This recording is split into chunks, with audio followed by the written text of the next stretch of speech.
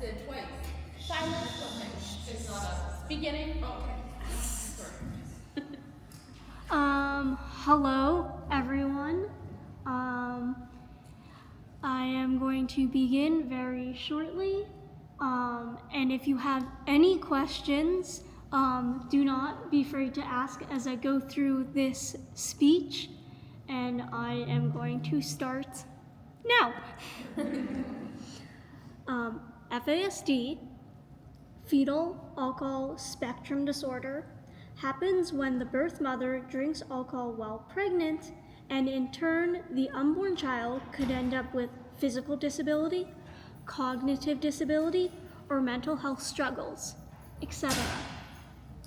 FASD is one of the leading known causes of developmental disability in the Western world. 1 in 25 Canadians have FASD. Can everyone hear me? Yes? I can't hear you very well. Is that a microphone? No, it's a camera. So I'll just try to speak louder. Do you want to sit up front? That's what I was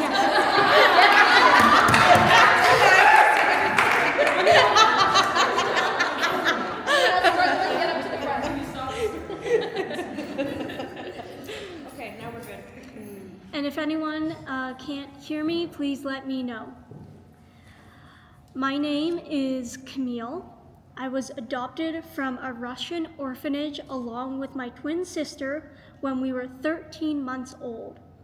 We were born 9 weeks premature, and at 13 months, I was just under 12 pounds, and my sister weighed less than 10 pounds. Jessica was worse condition than me.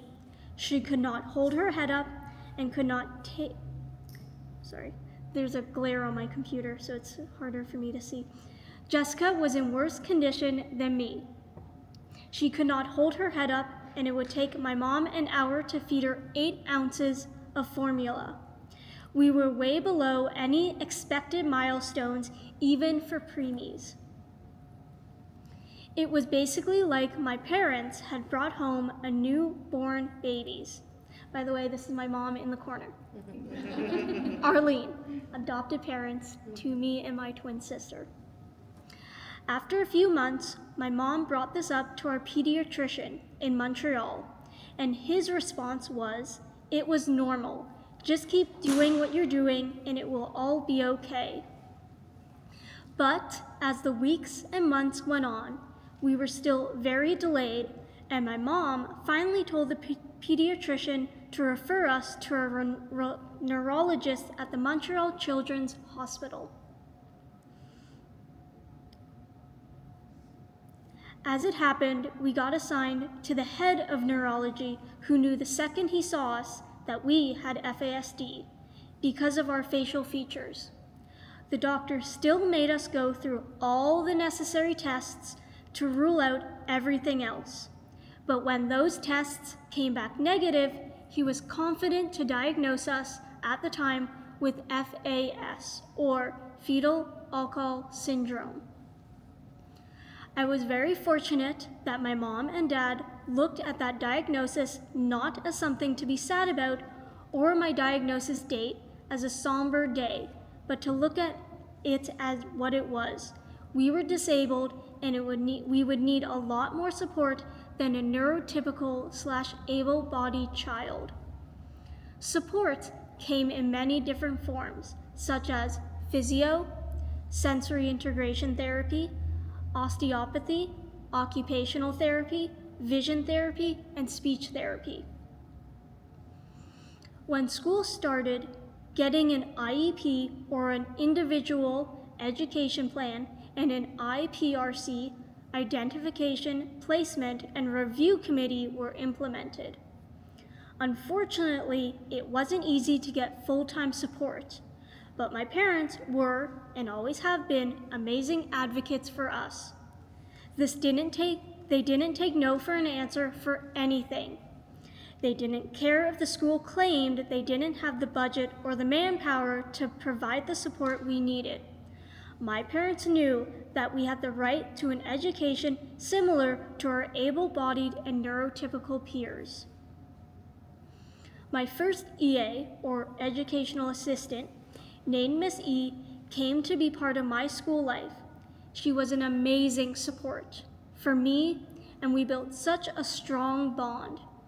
Knowing that she was going to be in my school every day and I could go to her for anything was one of the reasons I loved school. She sat with me and my sister in circle time. She never made me feel stupid, and any redirection that she had to make with me and my sister never felt like a correction. My mom also realized we needed help after school as well to be able to practice what we had learned in school and therapy, so we wouldn't lose it so quickly. My mom found a respite organization to help with our learning and therapy work. She hired 2 high school students who made learning fun. They were super creative, by example, making obstacle courses that we could move through only if we completed specific educational tasks.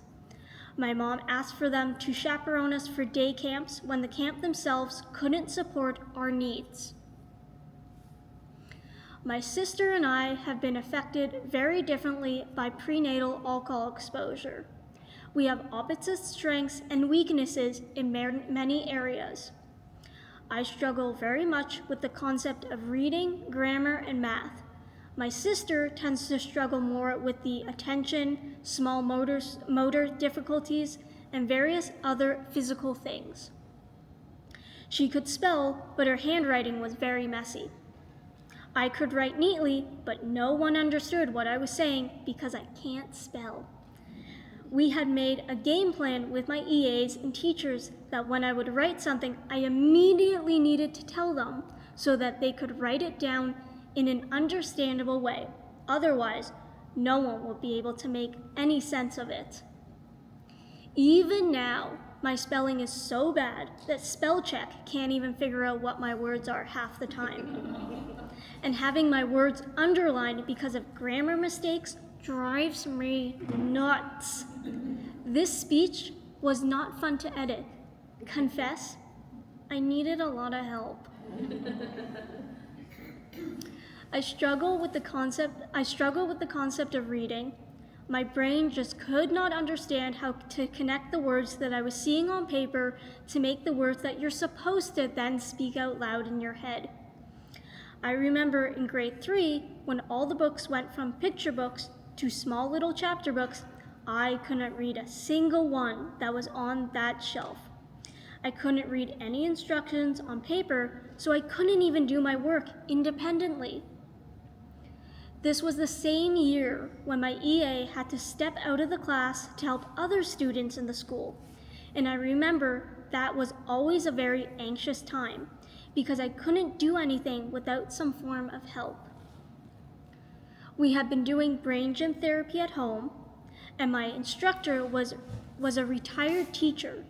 My mom must have talked about my reading difficulties at one of my brain gym sessions, and the instructor thought she could help me learn how to read. I don't know how she did it, but by the end of grade 3 school year, I had slowly begun to read. Not at my grade level, but I was actually reading. I remember I had brought a Dr. Seuss book from home on my family vacation to read to my grandparents. I was so excited to show them that I had begun to read just like my sister. Math also was becoming a struggle because the concepts were starting to become more and more abstract, and my brain wasn't understanding the concepts that were being taught. It was becoming apparent that I needed more help than I was getting in my mainstream classes, even with my EA's help. Unfortunately, all this help started to get my peers and the friends I had made since kindergarten to realize it wasn't normal to have adults help you with your subjects or leave class in the middle of lessons. So when I had the opportunity to go into the special education program, it was a chance for me to befriend people like me, to not feel so alone in the struggles that I was facing at the time. My parents were not at all excited for this transition in my school life, because it was a reality check that I was struggling so much that I needed to be removed from the mainstream class where my sister was, where my friends were, to be put in a specific class that let everyone else know I was different. I remember my mom and dad sat me down and explained why I needed to be put in the spec ed program. They said that the class size was smaller and there was more EA support, and there would be less noise and distraction.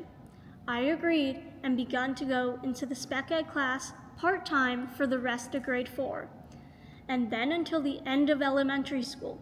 Side note, I stayed in the spec ed program system throughout my school life until I completed college. It was one of the best decisions that needed to be made at the time. The confidence and skills that I had gained in the spec ed class is one of the reasons I feel confident enough to speak with you today. Being able to work at my pace, and it didn't have to feel like I was always asking questions, also helped with my confidence. It didn't really bother me that my book said level 2 when I was in grade 4. It didn't bother me because that freedom to be able to get work done independently was a feeling that I had slowly lost when I was in the mainstream class. To have friends that were disabled, like me, also helped. I didn't need to try to pretend to be something I wasn't. There was no pressure to follow trends in the classroom because everyone else was at so many different points in their emotional and cognitive ability that it wasn't fair to judge someone on different things. We just enjoyed being together and having this connection with each other. My parents have always been very open with my disability. I was told about my disability all through my life. I can't tell you a specific time when my parents sat me down and told me about my sister and I about our disability. There was no big announcement or somber conversation, as FASD had been woven into our daily conversation. I would ask, why are we going to therapy? Why is Miss E with me? Why do you have to go to meetings in school? And my parents would just tell me honestly, because you have FASD and you might need more help in some areas where you could find things harder to do, and therapy is to help you learn other life skills. My parents even said my disability name was fetal alcohol spectrum disorder. There was no hiding it. There was no pushing it under the rug. There was no shame in the name. There was no shame in the fact that my birth mother drank alcohol while pregnant. She did, and we can't go back, and I'm disabled because of her actions. She likely didn't mean to do it, and I wholeheartedly believe that.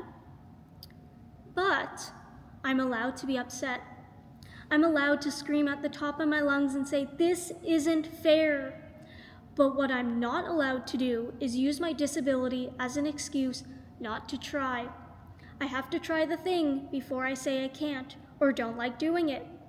And I'm definitely not allowed to use my disability as an excuse to hurt others with my words or my actions. And this is the philosophy that I have lived with every day of my life and will continue to do so. Giving children or adults a chance to feel their emotions. They're disabled by someone else's actions. They're the ones that live with this disability day in and day out. We don't get a break from it. We don't get to leave it at home or at school or when we go on vacation or when we go to a friend's house. A lot of times when I get to really feel my frustration, it doesn't last very long because I was allowed to do it all through my life, so it never got bottled up until it bursted into a massive crisis. I feel what I need to feel and I move on. My mom also held the standard of what she expected just out of reach. In those moments, I felt like she was being too hard on me, or she couldn't understand what I was going through. But I see now, as an adult, how vital that was, because I rarely ever said, oh, I can't do that, because I have FASD. If I do say it, it's because I know my strengths and I know my weaknesses, because my parents never sugarcoated the things I was struggling with. Because my parents gave me the skills and confidence in talking about my disability. When kids would make fun of me, most of the time I knew that wasn't my problem, it was theirs. One of the things that was talked a lot in high school, especially in grade 11 and 12, was work. My parents at the time didn't put a lot of pressure on me to work. I didn't get a job until I was 20. The things that helped me get skills so that I could work was actually stepping into volunteer work first. I was a volunteer counselor in training at a summer camp. I volunteered at a local animal shelter and learned about wearing a uniform and coming in on time and doing tasks that people wanted us to do, even if there were not fun jobs. Sometimes you would have to do work you don't like to do. I was part of the volunteer group for the Pan Am Games in 2015, and that taught me a lot about commitment and staying with something even if you're not enjoying yourself. But also make sure you're being treated fairly. And just because you're a volunteer doesn't mean people should treat you less of a person. The last volunteer experience I did was working at the local hospital as a front desk associate, where I had to show people all around the hospital. I had to be able to communicate with people and learn some phone skills. We had a computer system that we could punch in and out, and we had a uniform to wear. We had to interact with other people working at the hospital, having to work well with other volunteers, and making sure you were clocking in and out at the right time so that you were not messing with other people's schedules. I was fortunate enough after high school to go into a program called School to Work to help me through the transition from high school to the job world. From there, I was in a program in college that continued to allow us to explore the work world.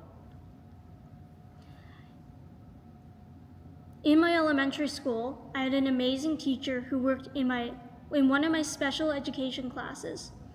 And she was kind and supportive and always wanted the best for me and the kids she worked with. But support sometimes didn't always come appropriately. I definitely experienced struggles with teachers and other staff who didn't understand my needs or didn't care to understand my needs. An EA in grade 3 liked to yank at my ponytail and invade my personal space. She wore strong perfume that made it difficult for me to concentrate. She accused me of being lazy during math lessons, even though I struggled greatly in that subject, and it made me run crying out of the classroom, and I hid in the bathroom. She was later permanently removed from my classroom when my parents brought the issues up to the administration. I had another teacher who would rearrange our desks during the lunch period when none of the students were around. This was very unsettling for me and other classmates, as consistency and routine are important for being able to feel comfortable. It wasn't long until my parents realized this was not a good fit, and I was transferred back into the awesome teacher I had been with since grade 4. In high school, the special education students were expected to collect all the recycling from all the rooms in order to learn life skills. My mother strongly disagreed with this, as it singled us out, the kids who were already deemed different, weird, and disabled. She thought if the entire student population had to collect recycling to learn life skills, then she was okay with the program. In the end, she made sure we were exempt from that task. Another high school principal in a meeting involved multiple people was offered information about my disability by my parents.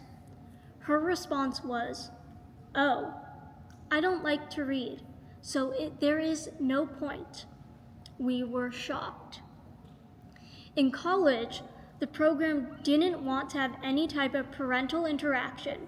It made sure it was very unwelcoming, to the point that teachers lectured the whole class about how at a certain point it wasn't our parents' job to take care of us anymore, and basically shamed anyone who was still living under their parents' roof.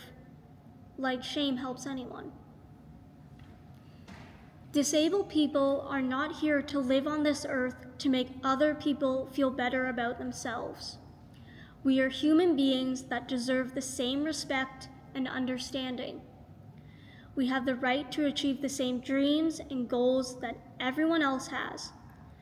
How you make that happen is you learn about those disabilities.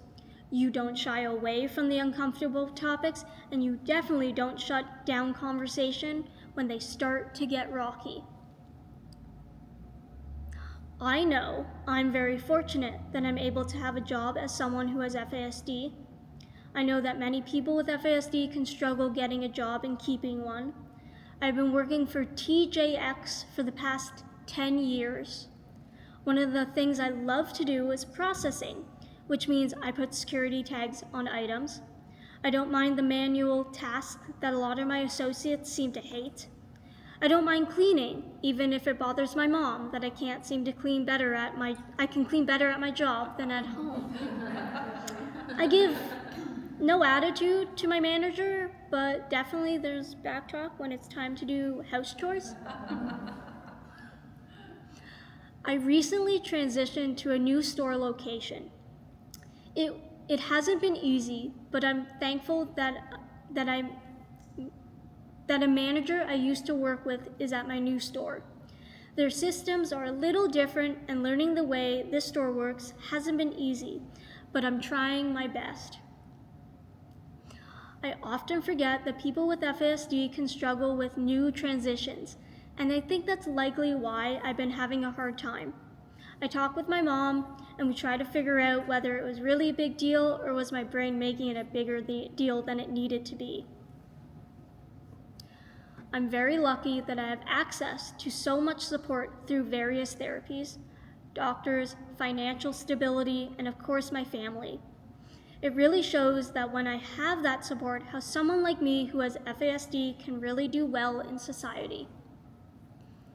When support is not available, that person can feel alone and worried about what the future could hold for them. People with FASD deserve the support of organizations, government, and society so that they can do well in a world that isn't always looking out for their best interests at heart. People with FASD are more likely to face food insecurity, housing insecurity, unstable finances, etc., especially when they have trouble with the concepts of money and abstract concepts. So having a support network helps make sure they are able to be the most independent as possible, but yet still have the support system so they don't get in trouble with debt or landlords. We know right now it's not feasible or smart for my sister and I to be able to live on our own. We don't work at a high enough level to make enough income. So for a few years now, I've been paying a small amount of rent to my parents to start practicing those life skills. It is important to have family support, school support, and therapy. But I think what's one of the most important types of support people often forget is being able to have support within your own community. I'm so lucky that I got to grow up with my twin sister and not have to feel truly alone when it comes to my disability. Like I said earlier in my speech, being in different programs that have many different types of disabilities around me helped me feel I wasn't the only one who was struggling, but also helped me have compassion towards other people with disabilities. One of the sports I did for a long time was horseback riding, and what made me so successful was my riding instructor was willing and able to meet my needs first and nothing more. There was no leveling system, It was all skill-based, and there was never any pressure to advance. I spent 10 years riding, and I loved it so much. Recently, my sister and I joined a wheelchair basketball activity at our local adaptive gym. It has been so fantastic to participate in a sport with people who understand we all have different abilities and limitations. And the coaches are there to support us and make accommodations wherever it is needed. Being able to see different people at different levels of wheelchair basketball made me feel like I could maybe finally be able to play a team sport without feeling like the only disabled person there. There has been a massive movement on YouTube, Instagram, and TikTok of disabled people sharing their experience over the past 6 or 7 years. But I wasn't seeing a lot of people or influencers talk about their experience with FASD. So I decided about 5 years ago to try and talk about my experience living with FASD. It started on YouTube with my twin sister Jessica, where we did sit-down videos and vlogs. But when COVID hit, there wasn't much to vlog about. And a little bit later, I stumbled on TikTok because some celebrities and YouTubers had gone there. And it really made me think that maybe I could thrive there too. So I started to make videos on TikTok, and I have slowly built a presence there. I have reached 24,000 followers and have done my best at advocating on FASD. There are some ignorant comments and people not liking that I'm raising awareness for this disability. But at this point, I don't really care if I'm making people uncomfortable by bringing FASD to the forefront of the neurodivergent movement on these sites. We have the right to be heard, and we shouldn't be ashamed to talk about our own disability. This is my mission. I want people to feel like they shouldn't hide that they have FASD. I want FASD to be talked about, and people to not feel bad if they cause their child to have it. It happened, you can't change it.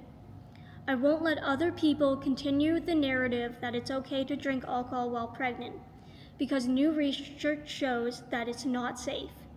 Even low to moderate amounts of alcohol can show evidence of changes to the unborn baby's brain structure, and not in a good way. I'm a proud disabled person, but I don't want children to have to live with something that could have been prevented. I share my story so other families can feel less alone, and to those who think it's okay, might think twice before drinking alcohol while pregnant. My name is Camille, and this is my perfectly imperfect story of living with FASD. Thank you for listening.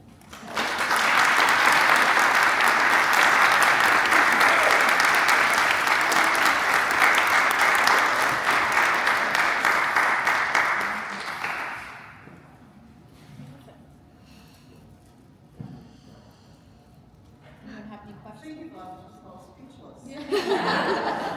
questions? Thank you.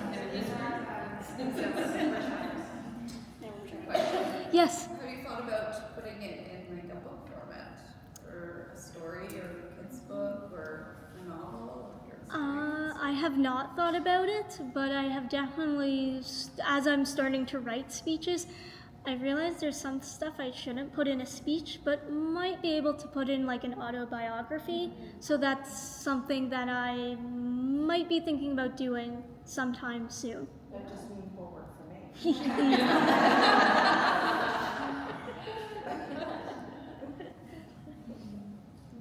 Is there like any, you said that a struggle is or a challenge is like writing and typing and editing and stuff like that? Yep. Is it your mom that primarily helps you, or do you have like a software that you use, or is software your mother? So I do the rough draft of it. So I use this computer, I use my phone, and then I basically come to her and I'm like, okay, I finished the rough draft, and then we slog through it. Nice. Yeah. Nice. Don't you use grammar? Sometimes I use Grammarly, but I'm not paying for it, so I get like the really crappy version that doesn't have everything. So And And Yeah. her spelling sometimes is so bad that literally spell check can't recognize it. I was actually thinking driving up here, there was a little blurb that she had written in elementary school, and I guarantee you nobody could read it. I should make a copy of it and bring it. Yep. Pass it. Nobody could read it. She used to, as she said, the EA or the teacher would have to write down in English what it is she wrote, and I would have to do the same thing if it didn't happen in school. As soon as she came home, so she's still like that. It's a real challenge to read most of a lot of what she writes. A lot. Interesting. Yes, Do you ever use talk to text? I do use it, but it's still technology that could be used better. And sometimes it doesn't recognize my own voice because I have a very kind of tiny little voice, and it doesn't always pick up what I'm trying to say, which is also a problem where I don't enunciate the word properly, so it keeps sending me the wrong word. I try the best at what I can do, but technology is not there perfect for me yet. Is Yes. there a reason that you like videotape yourself? Is it just for like your own reference? I'm gonna be putting it up on YouTube. Oh, very Yeah. cool. Yeah. That's awesome. Yeah. Is your YouTube channel the same as like your TikTok Yep. channel and everything? Do you have like Instagram and Facebook by chance? Yes, I have Instagram, and it's all the same, perfectly imperfect, 9559. I'll chat with you Yeah. after. Okay. Okay. Might have some more new followers. Yeah. Oh, absolutely. Thank you. I also realized listening to the speech today. Yes. You talk a lot about me and all the fuss that I made in school. and stuff. That's a strong advocate. That was weird to hear. We have gone through this speech 20 times. I always said that the last day of my kids' life in elementary school, I'm sure every teacher, especially the higher grades, I'm sure everyone was happy to see my I don't take no for an answer. If I, why should I? They can't fight for themselves, or they couldn't. It's my job. It's my job, and I'm not doing it because I have nothing else to do. And I'm not doing it because I'm like a lunatic mother and I'm making stuff up. Come and live in my house, you'll see what it's like. We used to argue, we used to fight, we fought hard. We fought hard, but it paid off for us. I still do it sometimes. And it's created a strong advocate. Yes, for sure. For sure, lots of confidence. Yeah. Yes. I apologize, because I had to leave for a little while, so Yep. I might have missed this part. But do you live at home? Yes. And do you think about like maybe getting a place on your own someday and what that would look like? So funny that you asked that. We. It also says that it's not feasible right now. Yeah,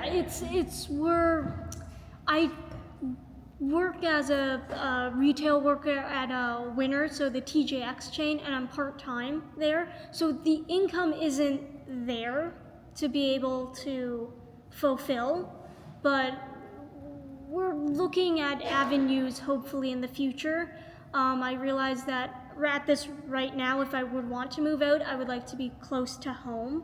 So like 15 minutes away, just in case. And my parents are also getting older too. And so,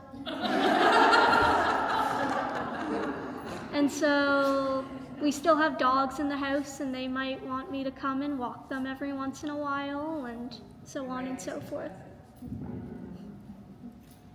It's the ultimate goal. Yeah. It's the ultimate goal, for sure. Something we look at often, talk about often.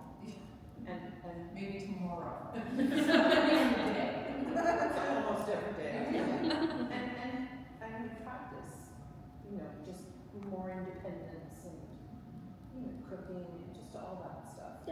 Lots of cleaning. Yes. And they've had responsibility, both girls have responsibilities like daily, weekly, you know, whatever. Yeah, we've been doing that for a long time too. Sounds like you're all living together. Well, it's a team, Yeah. and everybody has to be a team player. Yep. Yes? Do you live in Peterborough? No, I live in Whitby, so an hour and a bit away. Oh, wow. Yeah. Yep. When you were adopted, you lived in Montreal? Yes. When did you move this way? We moved in 1999 or 8. 1998, then the girls were 3. Yep. So I had to reestablish all of the supports that I put in place in Montreal, and that was a big challenge. And then, yeah.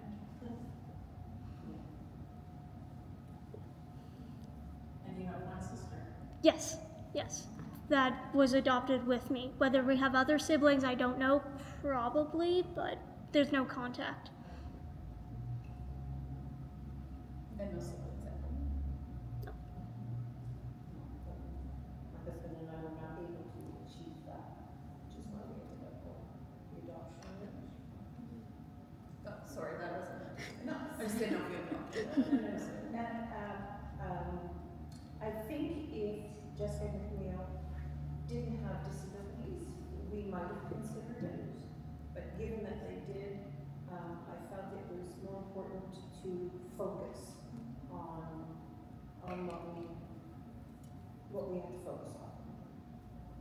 Is your sister able to come with you anytime? Sorry, it's getting bad. Pardon? Do you ever bring your sister along with you? We have tried to ask if she wants to do this kind of advocating work, but it's just not her thing. She also works, so it just so happens that every time I have a speaking engagement, she's working. So we always want her to come, but that means she has to take days off of work too. They're very, very, very like polar opposites in many areas. This is really more Camille's thing than Jessica, even though Jessica is the one who loves to yabber. This isn't her thing. She also doesn't have the background knowledge. She hasn't done the research, and she's also not at the same emotional maturity level. It's really, they're both very different. Really different. She did come and sit in the audience.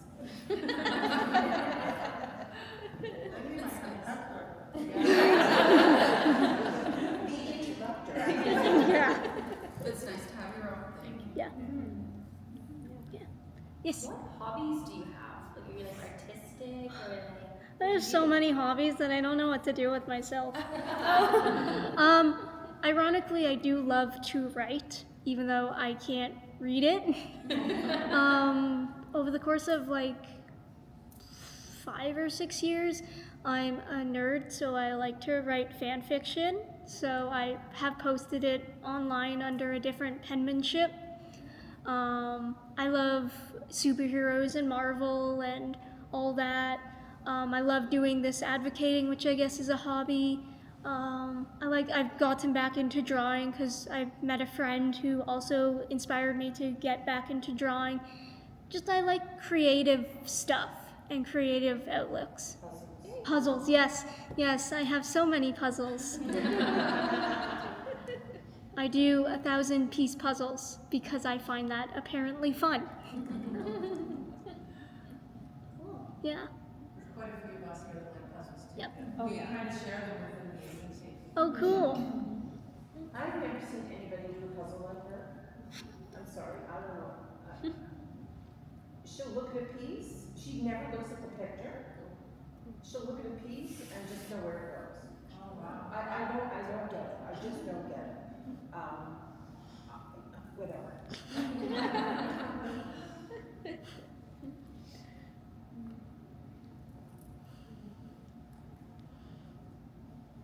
Well, thank you. Thank you. Thank you for having me.